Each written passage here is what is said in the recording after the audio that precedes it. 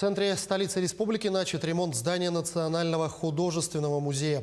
Реконструкция объекта проводится в рамках подготовки к празднованию столетия образования Якутской автономной республики. О проделываемых ремонтных работах и проектах, посвященных юбилейной дате, расскажет Марфирина Алексеева.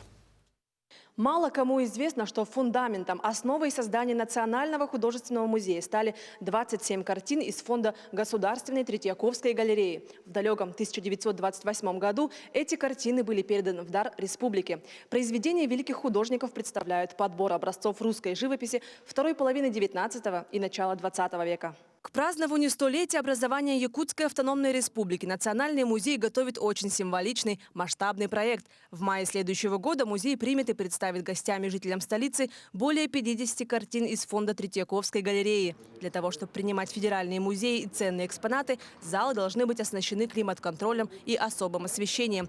Именно эта задача стала причиной начатых ремонтных работ.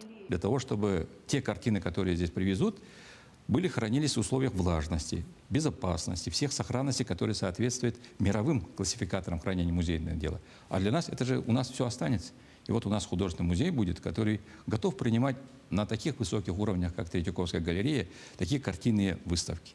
И надеемся, что посетители, конечно, придут сюда. Приедут школьники из улусов. Обязательно надо посетить, потому что более 50 произведений, причем произведения еще из постоянной экспозиции Третьяковской галереи приедут. То есть это классика, которую надо знать. Помимо преображения внутреннего, полностью обновится облик, фасад здания. Появится новое большое крыльцо, барельефы и новое освещение. Цвет, тона, все согласно по дизайн-проекту. Вот как видите, ярко-белый и желтым цветом.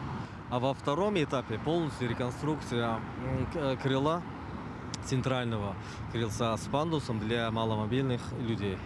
На этом ремонт не закончится. В следующем году планируется продолжить капитальный ремонт кровли. А то, что подтекало, кстати, мы его закрыли. В этом году мы сейчас еще 17 миллионов рублей выделим. Мы сейчас выделили 10 миллионов рублей, 17 выделим, и еще 18,5 на следующий год.